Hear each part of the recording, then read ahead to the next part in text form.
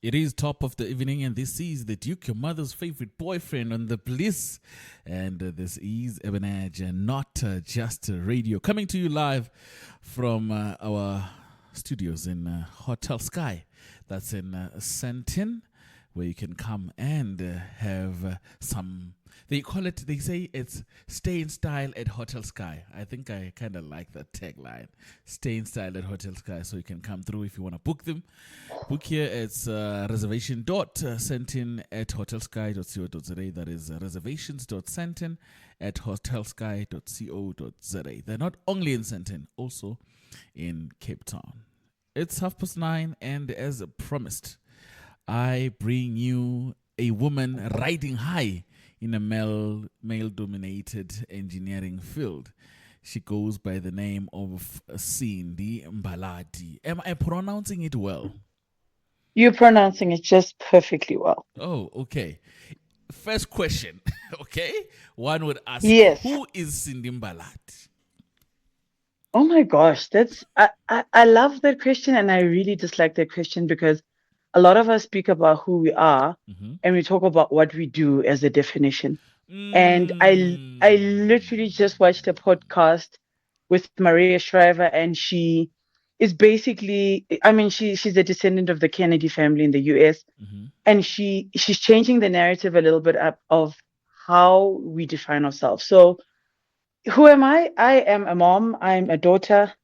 Um, I am a wife. Oh, okay. I am a leader in business.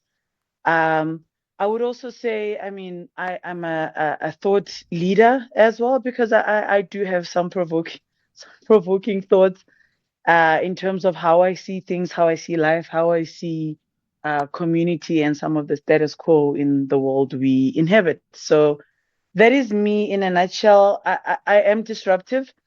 Okay. Unfortunately, unfortunately, it's not on purpose. It happens by just as a virtue of. But yes, I would say disruptive mom, wife, daughter, sister, thought leader, leader in business. Yeah. What do you define as disruptive? So I have crazy thoughts. I mean, some of my thoughts. This is some of the conversations that I've had with people. Like I'll randomly be like, guys, why are we living with our husbands as wives? Like, oh no, why are wives living with their husbands? And because it just, for me, it doesn't make sense. And when I look when I look at how happy we were when we were living apart, and then sichontshana sivakashelana ngama-weekend, Yes. the magic that laid in those relationships we don't see anymore because we're stuck in operations mode. We're stuck in operations mode, and we're just trying to keep everybody alive, and as a result we lose out on some of the magic. So like when I say I'm thought provoking, it's topics like that, it's topics like that. One would say, yeah, you see why singafuna umfazi asebenze. Do you think education leads you to such thoughts? So from what my parents tell me, I've always been like this. So even when I was a child, like I remember I was probably 9 or 10 asking my mom, like, why did you change your surname? Because I thought my mom's surname, like as much as I love my surname, my father's surname, I mean, I grew up in a home with a mom and a dad living together, right? And even as much as I loved my father's surname, I couldn't understand why this woman changed her surname. So it's I've always been like that. It isn't a product of working. It isn't a product of corporate. It isn't a product of independence, financial independence. It's just how I think and I see things. Um, yeah. Okay, interesting. So I am interested to know the brief that I got from my producer. He says this is a woman riding high in a male-dominated engineering field. I'm interested to know, without your organization, just your job. What do you do? Okay, so I mean, I've just started a new role in engineering as a general manager to a business that's a multinational. So in essence, I'm where the buck ends in this business. from a South Africa and a sub-Saharan Africa perspective. And what do I do? My job is to lead, right? So when you are an overarching leader, you are meant to, define strategy, so help the business move in a specific way that is aligned with the global strategy, to lead and to serve your team.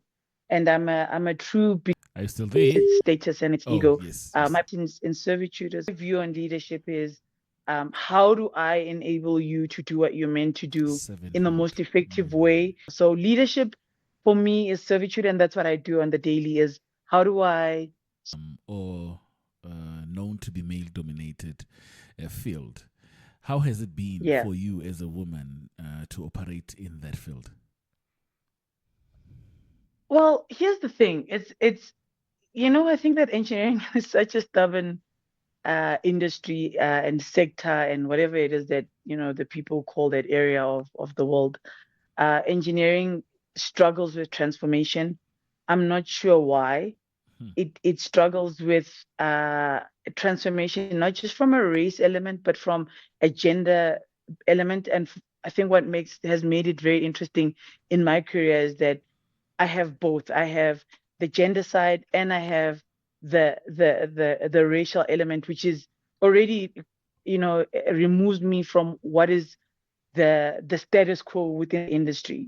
So it has a lot of challenges in that the infrastructure, and I'm going to call it the infrastructure because I also don't want to politicize where I'm at, right? So the infrastructure of engineering is not geared for women. It's not geared, for women. It's not like, in the majority of the industry, the companies that I've worked in, you simple things like not having maternity leave, and as I've grown in the industry to be the person to say, okay, but guys, put the hand up and say, why don't we have paid maternity leave? Primarily because nobody else has ever been in that room when that decision was made, right? So it's very difficult to be the first because and therein lies the disruptive elements in who I am, and maybe that stuff is who I've always been, and helps or aids in facilitating difficult conversations where you're actually asking an entire industry to think outside the box. If you were on Podcast and Chill with Mac G, they would ask you, Usol specifically would say, "Awusabi yini," to challenge the status quo, like what you're saying with regards to the maternity leave and all that. So when you have to question such, what's your thought process then?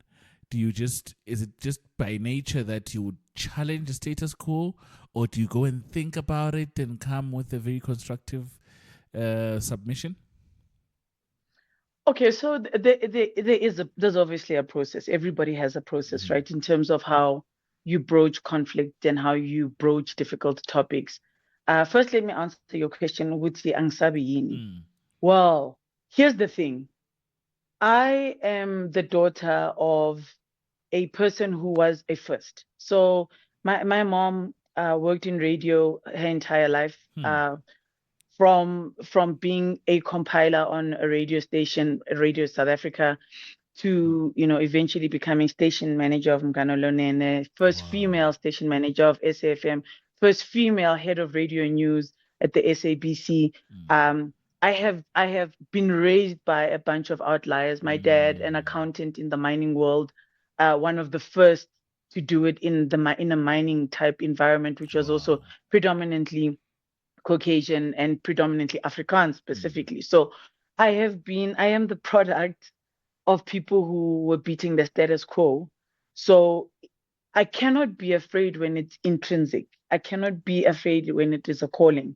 I cannot be afraid when it is a vocation and it's what I'm called to do, right? So what then becomes tricky is what vocabulary do you use in environments like that, right? Do you walk into it and go, yeah, women deserve their rights? Will it sit well? Will it land? Yes. Like the young people say, did it, are you catching what I'm throwing? I think that's what the young people say, right? So what I think my education has helped me do is to elevate my thinking in terms of how I approach topics like that. And I, I, they say women are very emotional. Mm-hmm. You don't know what emotional is until you've worked in a male-dominated engineering space. Cool. Males are incredibly emotional and they approach things with emotion. So I've had to learn Yeah, I how agree with to. you. Funny enough, You agree? yeah. You agree or disagree? I agree with you because I like as you're talking, I'm thinking about it and I can actually I have a picture. Yeah, it's Yeah. crazy. So I've had to approach it with data. So data is my friend. I have an intimate relationship with data. I look at the numbers. I look at best practice. I look at what is done by our competitors. I look at what is done in industry. What is the right thing to do? What is the socioeconomic reason for whatever it is that I'm trying to convince people to see, right? Mm-hmm. I paint a picture because, like I said, I'm the daughter of a storyteller. My mom was a journalist, Mm. so I've had to learn how to narrate the message I'm Mm. trying to get to the other side, so that when it lands, it feels like it's their idea because I'm using Yes. vocabulary that makes sense to them. Wow. And you speak about men having to work with the male dominated, work in a male dominated industry. Um, Yeah. how does it your how does it feel, or how do your colleagues take you? Do they feel threatened? Have you found yourself in a situation where there was a conflict resolution issue and all that? How do guys receive you in that space? Okay, so I love conflict, right? So I Okay. know it's such a horrible thing to say, but also I'm a middle kid, right? So Mm-hmm. I have an older brother who is 7 years older, and then I'm second born, and then the last people are twins, so a set of twins. Mm-hmm. So you can just imagine growing up in a home where you are in the middle, like my older brother was one who challenged my parents quite a bit in terms of uh he wasn't an easy kid. Like Mm. he's a fantastic brother, but he didn't make it easy. I mean, if anybody was caught with alcohol at school, it was him, right? So so I'm just painting the picture. Yeah, I want you to we understand the dig picture. with So yes. I've got that as an older brother, and then I've got this set of twins, a little boy and a girl who are just so cute. And now there's Cindy who's stuck in the middle where you you're not problematic, but you're also not the youngest or the cutest or need the most of anything. Hmm. So I've had to always find a way to make myself heard, to come out from the shadows, and for me Mm. to have some sort of presence. So I'm not afraid of conflict, and when conflict arises, it arises. But I also want to paint a picture of, in engineering, when you make it to the top, Mm-hmm. you are usually the first of your kind at the top. Or Hmm. I have always been the first of my kind. So I'm usually the first female. I'm usually the first black person. I'm usually the first black female. So it's Hmm. usually one or both, or one or two, or all of the onlys that I've listed. Hmm. So the only version of a black female they may know is the person who cleans their house. Hmm. So when you walk into environments like that, I think people just genuinely don't know what to do with you. And some people will take a chance and say, "Will you make the coffee?" And it is very important for me. It's always been important Are you to serious? make make it clear from day one that sorry, but that's not me, you know. Or will you take the minutes? Sorry, that's not me, Whew. so I've been it's there's a lot of boundary management that I've had to do. They People are the way that they are. It is what it is. I can't change that, but what I can Hmm. change is how I react to how you treat me, and there's certain things I just will not entertain. And if it means that we need to have words, my parents paid a lot of money for this English, and it comes out very easily. And I can find the words to articulate what I'm trying to articulate at any given point, regardless of the argument. So yes, I think it's difficult for them as well if I'm going to play the empathetic card, because I think when you've never really had to interface with a person of my demographic, the rules of engagement are not clear. But I think after 3 or 4 years, 2 or 3 years of knowing me, they kind of understand that, listen, we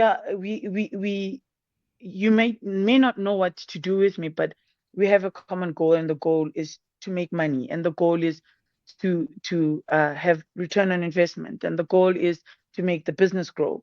It's not a personal thing. And my demographic then starts to leave the room for them, but I'm very quick to remind them I will speak, the black voice. I will speak for the black voice, because it's a voice that's very mute in these boardrooms. I'm interested to know, you're obviously a GM now. I want to know a bit about your childhood. I know you touched on being the middle child and all that. Growing Yeah. up, how was it like? And because what I'm trying to get at is, how do you then get to be a GM? So if you could paint a picture for me, growing up, Okay. what did you do to get to where you're at now? Okay, so I mean, growing up, so I often say I was born, bred, and buttered in the streets of Soweto. I was born in Baragwanath Hospital in the very early 80s. I just made millennial. So Nice. I was born in the early 80s in Soweto, in still apartheid South Africa, right? Because I remember applying for a passport, and there was a black queue and a white queue. So those memories are very clear for me. I still have a very clear memory of Amahipo coming to Soweto, tear gas, running. That memory is very clear to me. So that gives you just a baseline of the early years, right? But I also grew up in an incredibly protective home. So my brother was very protective.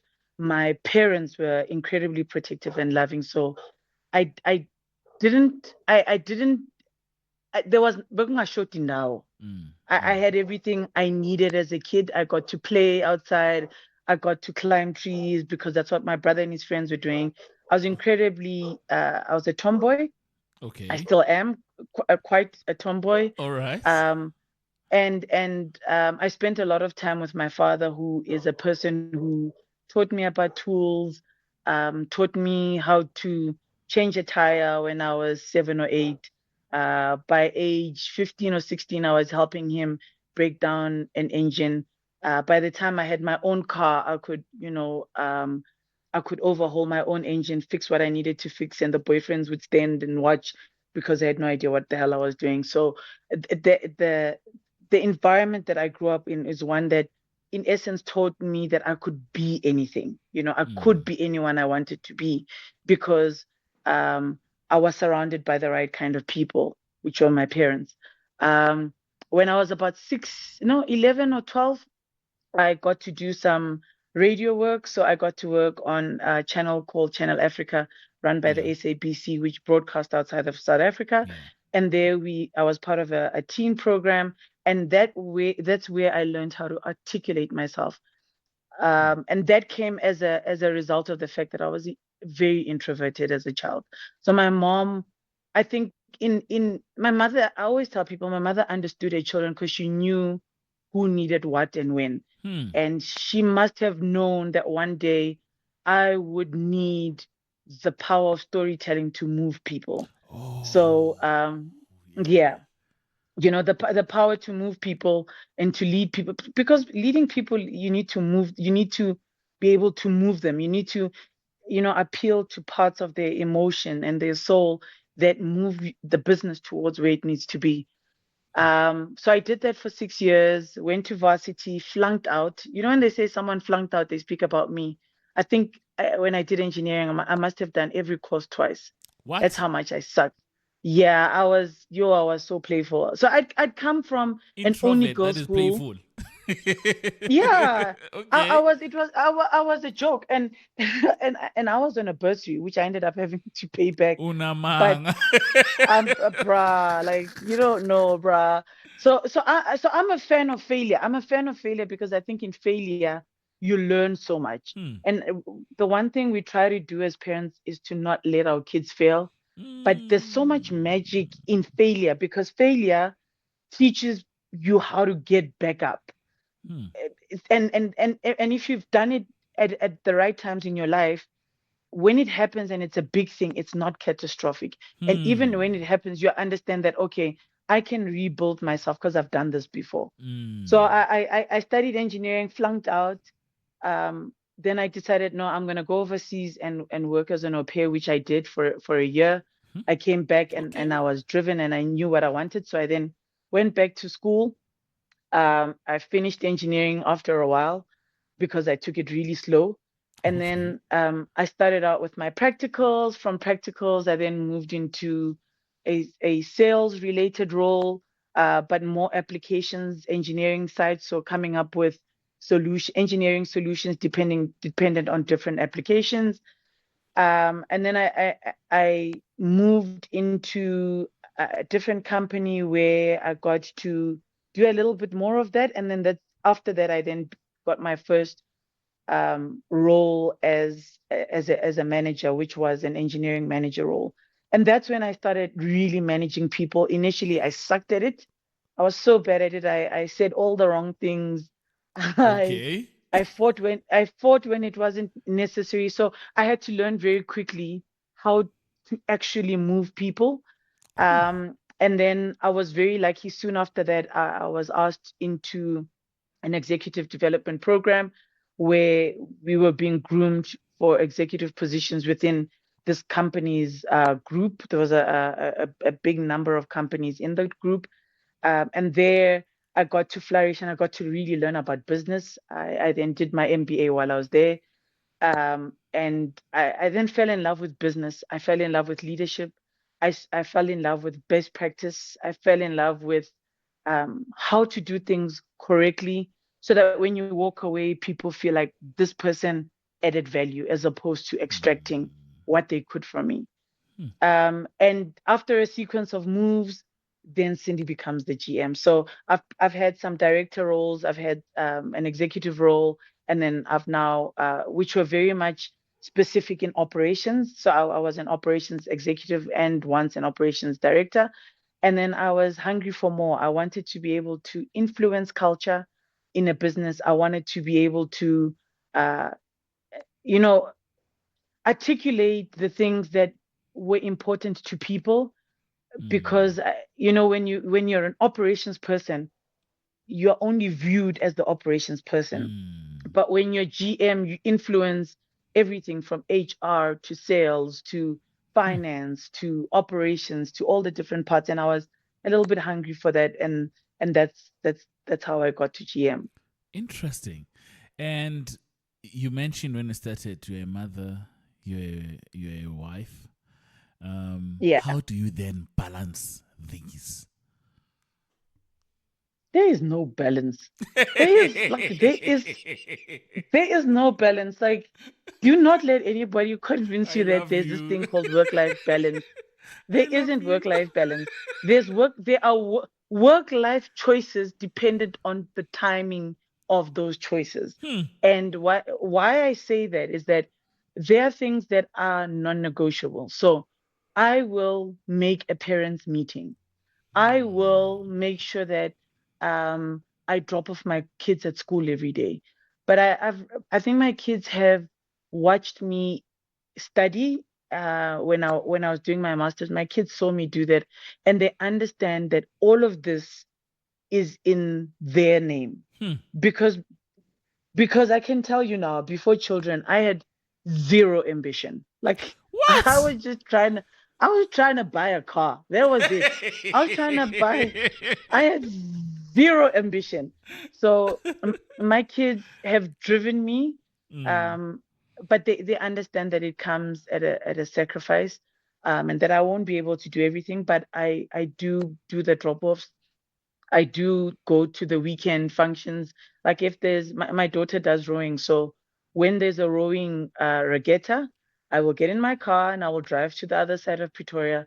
I'll sit there the whole day just so she can row two races, and I scream my lungs out because that matters. When my son, has his basketball tournaments, I'll show up, I'll scream for him, and we'll go and get an ice cream. So we all make these work life decisions as the day goes, because you're doing it all the time, right? We don't even realize you're doing it. Like when your kids phone you or your wife calls you and you're at work, you are choosing to pick up and you choose to pick up that phone. That's a choice you're making, right? And therein lies what people call the balance, because it's I'll give a little bit and take a little bit from here and there. That's how I see it.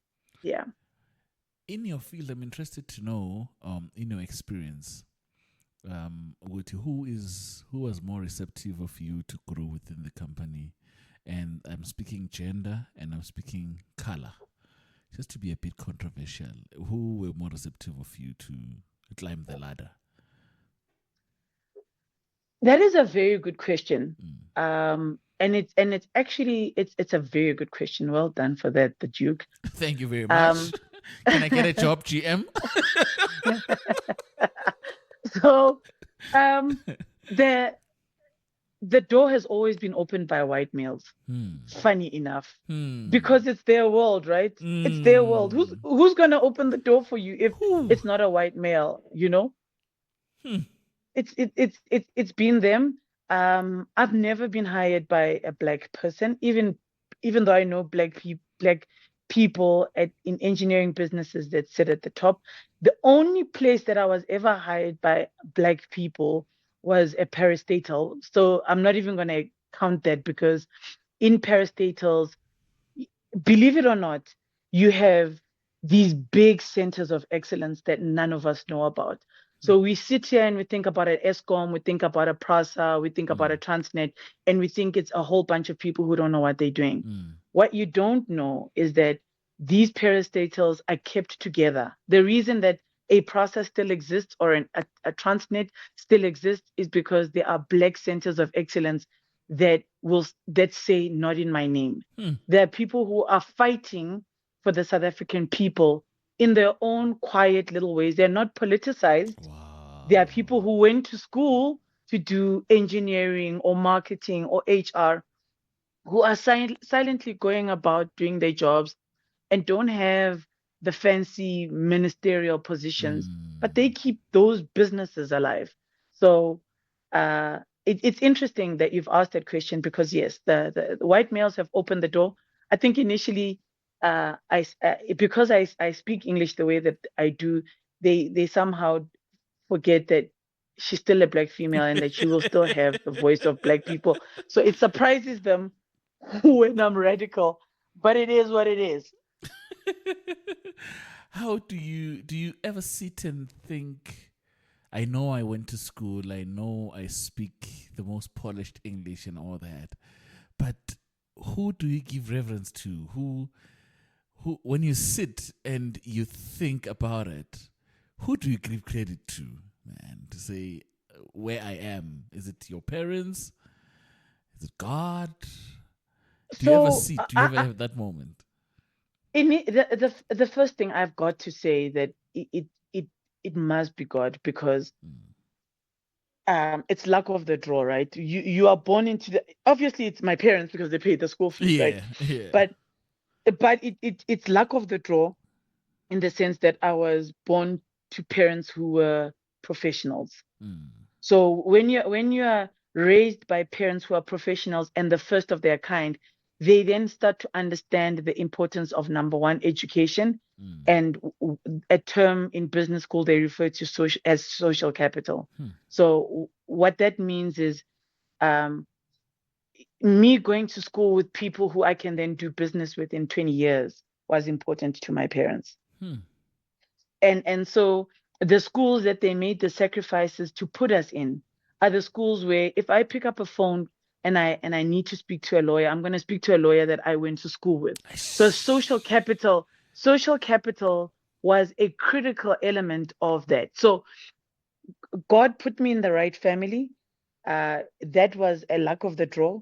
There is no part of me that does not understand that I come from a place of privilege. We may not have been rich, but I was born at the right time. I was born in the right South Africa.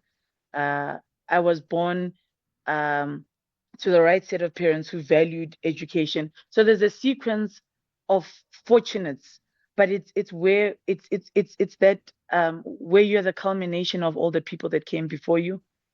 That is me. I am the culmination of all the people that came before me.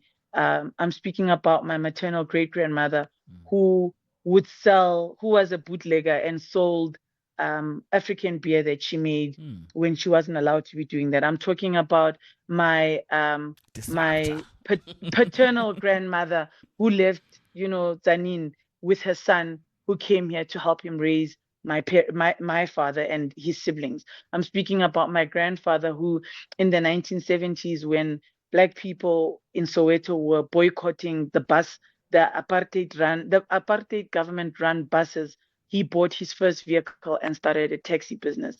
And Wow. my grandfather on my mother's side, who who drove trucks and taught my mother the spirit of traveling and entrepreneurship. So I'm the combination of those people. It's luck of the draw. It's luck of the draw. And as a result, I cannot be anything less than remarkable because of the sacrifices they've made for me to be here. I've got 3 last questions for you. And you Okay. make it hard for me to get to the last one because ngathi singahlala ku podcast for 2 hours. All right. Listen, I'm down for that. I'm down for that. The third last question would be, I'm interested to know about your spirituality if you want to, if you're able to share, as to Okay. which one do you recognize? Which one do you pay homage to? Which one do you wake up to? Is it the African spirituality, or are you a full-time Christian? I'm very controversial because I take what I like. I know it's such a horrible thing to say because we have these purists who are like, yeah, Yes, isintu, and you're yes, like, yes. and half the time you're like, guys, people created these Sintu things, and like it's not like they came from heaven, and Exactly. the same thing with Christianity. I'm like, guys, people created these things. So I take what feels right for me, and I try to expose my kids to both elements so that they can choose what they like. My background is very difficult because my father's side of the family are very Christian, right? So my grandmother is still very Christian, like they're very Christian. My and then my mother's side of the family is a mix of they're Christian, I see. and they blend in Isintu as well. Yes, So yes. there's like real Isintu. I mean, I'm talking even about like as deep as there's healers in the family, Ooh, okay. So it then like you grow up in that, and it's like this conundrum of beliefs. So in a situation like that, and I mean, you're a kid, you find what resonates with you, and whatever resonates with me is what is in the best interest of humanity, Do you think that plays because a part in your career somehow? all the time, because the problem with adhering to any one thing is that it's very easy to become intolerant of anything that isn't that one thing. So for example, if umuntu goes, guys, bengicela leave of absence ngoba ngiyothwasa." If you are a Christian manager or a Christian leader in a business, Intolerance. you may easily be intolerant to that and be like, "Yazi lo, sijwayela kabi, let us just get rid of this person and find somebody else." But when you are somebody who resonates with just the essence of who a human You know being the is, and that is enough for sensitivity. you, you're able Yeah. to say, okay, you can take your leave of absence. Then you take your business hat and you say, but we can't pay you. Do you understand that? And we may have to Yes. find a temp. Do you get that? And if the Yes. response is yes, I understand that, then it's okay, no problem. You take your leave of absence and the business will continue as you go. So the finding what resonates helps you manage people, especially in a diverse environment like South Africa is incredibly diverse. So, we've got Muslims, you've got Hindus, we've got, Asians. I mean, how are you going to navigate that if you're stuck in what you believe in, and you're not willing to be flexible or adaptable. Very interesting. My second last question is, where is Cindy in the next 10 years? When I'm an Um, MBA, unayonke lento, you're a GM now. When you think about in 10 years' time, where yeah. do you see yourself career-wise? So career-wise, in 10 years' time, so in 10 years, my kids will both be out of school. So I've got a kid who's in grade 8 and takes grade 9, and she does a lot of stuff. She Mm-hmm. does stuff. She's academic, she's sporty, she's culture, she just does stuff. Mm-hmm. And then I've got a one in grade 7, a boy who's in grade 7, and he does a lot of stuff. He's a gamer, he's academic, he's a little bit sporty, but he does a lot. He's a little bit of a nerd. So in 6 years' time, it will just be me and my husband, and I think it will give me more time to give back to my community. So ideally, I would love to see myself um, in a leadership role, similar level to where I am, so GM, MD, CEO Mm-hmm. of a larger organization, where I think that my skill set will have been honed better, just from a general management and top management uh, perspective. So I'll be better equipped. But I'd also like to do more community-based work. I'm really passionate about the homeless in Johannesburg. I think something needs to be done there. Mm. Something radical needs to be done there. It's an epidemic. I don't think I will ever see myself serving from a political perspective, because I just fight too much and I might just get killed. So I just I just I won't do that. I'll do more vocational stuff, do stuff for the homeless, do stuff for young people. That stuff I'm passionate about. Hmm. You've touched on your husband, so this is gonna be my second last question. Yes. I just love this conversation. Your the role of your husband, the support you've got from him. What would you say about that in your career? How has he been So husbanding you? so let me tell you, every interview I've been to, my husband's driven me to the interview. Wow. Whether he needed to be at work or not, he would take the day off and he would drive me there. He would sit in the car and wait for the interview Wow. to end and then take me home. So I think that gives you an Yo. indication of the kind of man I married. I married the Umphelelekile. kind of man who, um, you know, helps. He doesn't sit in these gender normative roles where Mm. indoda must, Mm. umfazi must. Mm. Mm. We tag team it. Mm. If it means I must fix a leaking tap because I've got capacity, that's what I'll do. If Mm. it means, he puts on a pot on the stove, for me to finish off, he'll do that. If it means, um, picking up the kids after school and facilitating doctor's visits, my husband has been a pillar of strength for me. He Hmm. has been my friend, somebody that I try not to bring home too much. So, and that's something that I frustrates him a little bit, because I'll be sitting in something from work, especially when I've been in other positions where I'm frustrated about the race and the gender dynamic, and I can feel I'm being picked on, but I couldn't articulate it, because by the time I get home, I'm emotionally Mm. exhausted. But he's given and built space for that. He's given me Vulnerability. space to be able to sit in that vulnerability and that frustration, um, long enough for me to be able to then articulate it. He is my safe space. Hmm. He is my best friend. Um, and when I couldn't be there for my parents, he was the one who stepped in as their son. So Wow. yeah, he's an amazing human being. My husband is an amazing human Yo. being. Yo. This clip, I'm going to cut it. I'm going to put it on TikTok. Just this part where you talk about your husband. You see, this part I'm is very I'm important. happy. I'm happy with that. Wow, man, that's beautiful.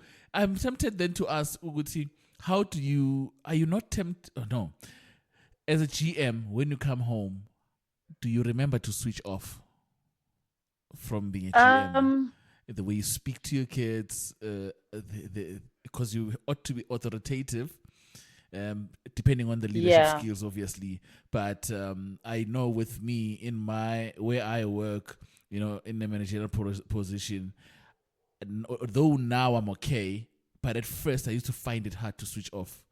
Where when I speak to my wife, I speak as a manager and I'm expecting deliverables, because I'm used to giving instruction and that thing would be done and you need Yep. to come back to me with feedback and all that. Didn't you find that hard? How do you find it? I find it hard all the time. I still find it hard. So I'm glad that you've mastered it. But you know what my problem is, right? Uh-huh. So part of my issue is that my mind is solutions orientated anyway.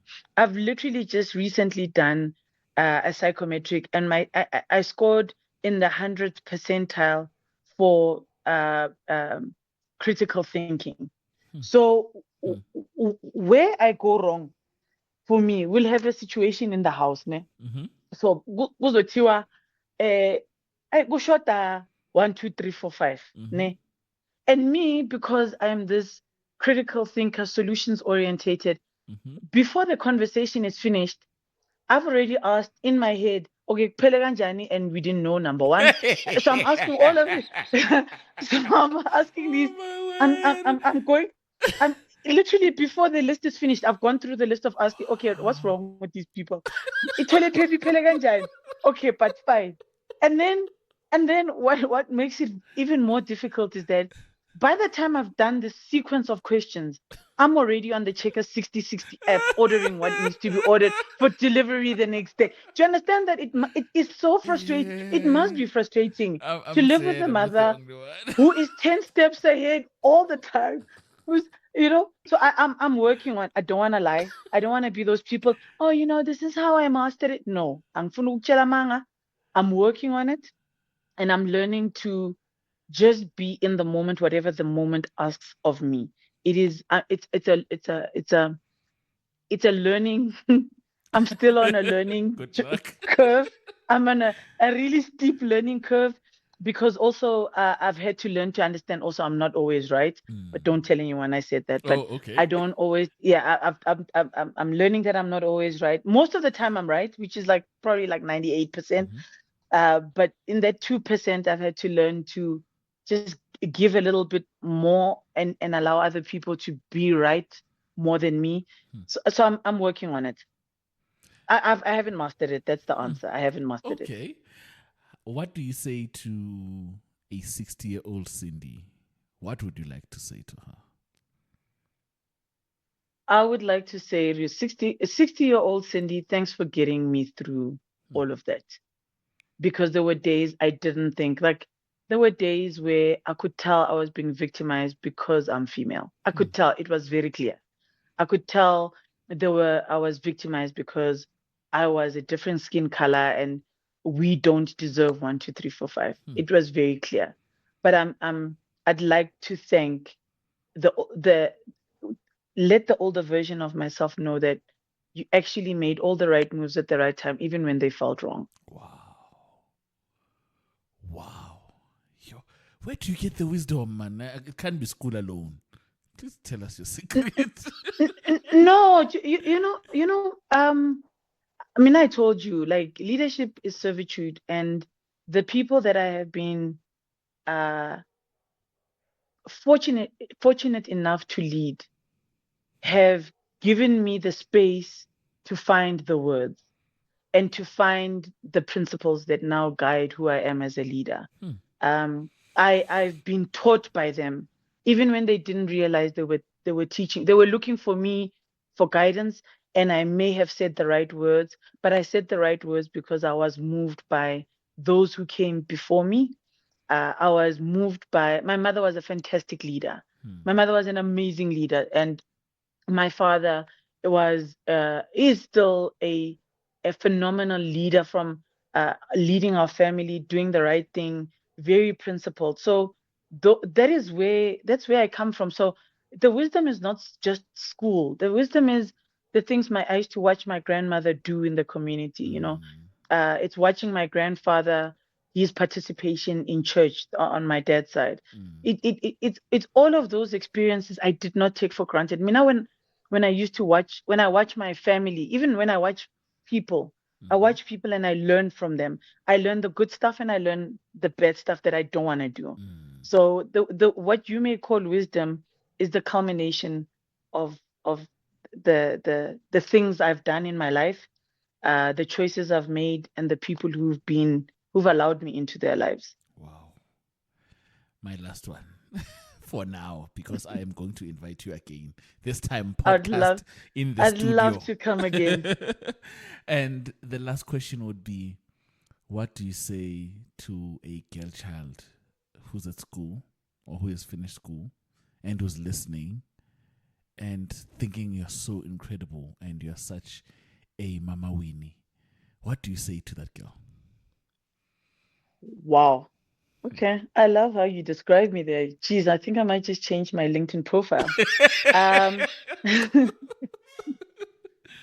so, so, so here's the thing. I would like to speak to the girl child and the boy child Hmm. because I think that we do a lot of speaking to girl children and we don't do enough of speaking to boy children, right?